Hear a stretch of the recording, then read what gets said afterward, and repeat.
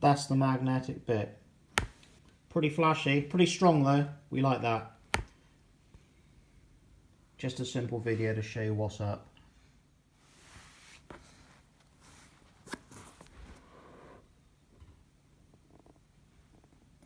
Fake fur. Got some fake fur.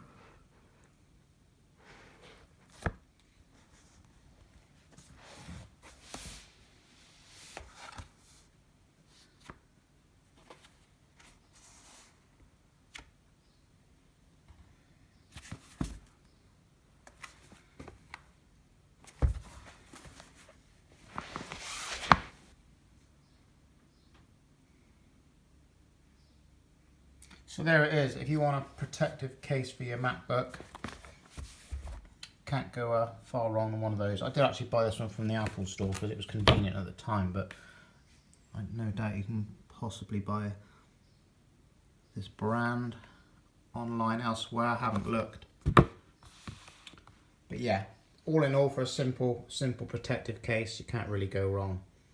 Right, PRAW over and out. Just thought I'd share that. Not more else to say apart from a nice magnetic catch on there, and the MacBook slides in and out very easily. See ya.